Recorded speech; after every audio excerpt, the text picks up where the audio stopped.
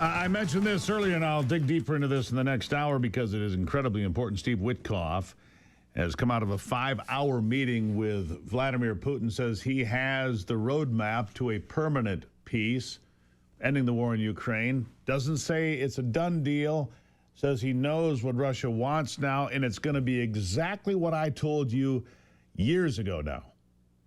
The eastern part of Ukraine will become Russia. Crimea will stay with Russia. I mean, this has always been the outcome. We'll continue with that later because there are other big global topics to discuss. Alireza, Jafarzadeh, Iranian-American intelligence expert and a deputy director of the National Council of Resistance of Iran, NCRI, is with me now. Alireza, thank you for being here.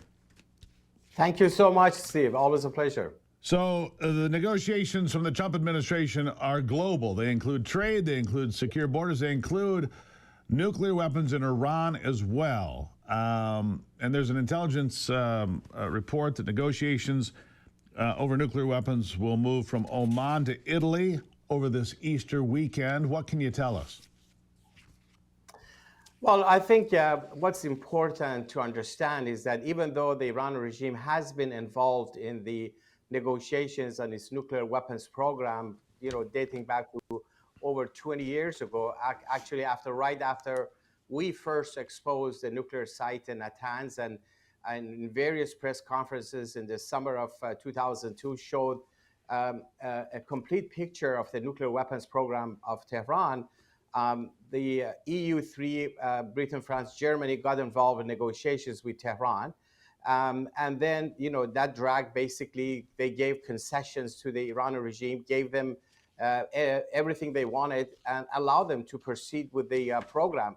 And then again in 2015, the Obama administration got involved earlier, and that led to the 2015 JCPOA, Joint Comprehensive Plan of Action, known as the nuclear deal, that basically legitimized the enrichment program, legitimized keeping all of the nuclear sites instead of following with our call, which was to end the entire nuclear weapons program. But even though 10 years later, you're now again talking about U.S.-Iran negotiations, but the circumstances are entirely different, and this must be understood by everybody. This regime has never been so weak. They have lost much of their clout in the region. Assad in Syria is gone. Their proxies in Hezbollah in Lebanon, and the Houthis in Yemen, the Shia militias in Iraq, and you name it, all the other proxies have been either, basically shattered or weakened. And inside Iran, most importantly, there have been 9 rounds of major uprisings since 2018, people calling for regime change. The economy is in shambles. The regime is weak. Let me ask you this. Is this, in some places, I get this idea that this regime is scared to death, that they're paranoid, that somebody's going to knock them out, that there's going to be a coup or something. Is that true? Well, they certainly are most concerned about their internal situation and uprising by the people. People saw the previous uprising. It engulfed all 31 provinces. People were chanting death to the dictator, death to the oppressor, be it the Shah or the supreme leader. There is an organized opposition on the ground that, despite the killings and the executions, have expanded. So that's the main concern. Actually, Khamenei, the supreme leader, said just a few weeks ago that I'm less concerned about war and more concerned about the internal unrest. And that's why this is the weakness that the outside world need to exploit. Understand that this regime doesn't really have any leverage. It's not, previous years. So what you do in dealing with the Iranian regime, you hold them accountable. You demand for their action instead of just offering them concessions. Because once you start making offers and concessions, they're really masters in deception and playing games. Of course and, they are. Now let me ask you this. And, dragging. How close to the nuclear weapon are they? Because I don't believe that Israel or the United States will ever allow Iran to have nuclear weapons. How close are they? Well, it's very difficult to say, give an exact timeline because there's still a lot of unknowns.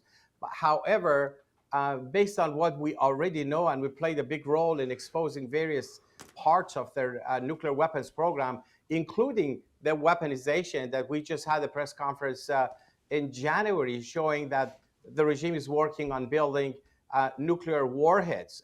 They have the enrichment capability. They have been working on weaponization and also the delivery system. They're working on building nuclear warheads with a range of over 3,000 kilometers. So that's and nothing has been done really in curbing their activities, in stopping them. And given the experience of the past, this regime is not really going to act on its own unless they're overthrown. And that's a real solution. And that's, of course, the responsibility of the people of Iran and the organized resistance.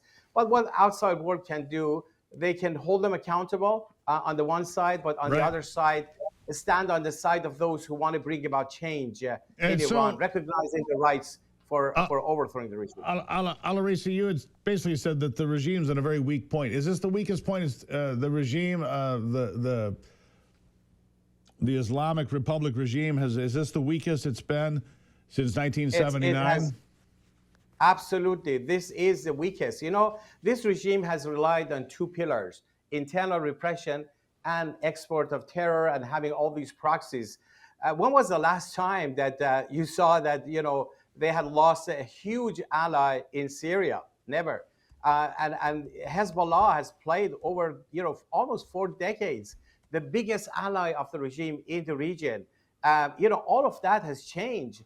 But also inside the country, since last August, the regime, when Pezeshkian, the new president, took office, the regime has executed over 1,000 prisoners, including political prisoners and women. Well, hopefully we can find a path forward and regime.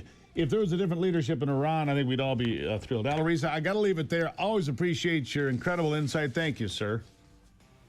Thank you so much, Steve. Always a pleasure. Thank you. We'll take a quick break and a breather with sports after this. Time is our most precious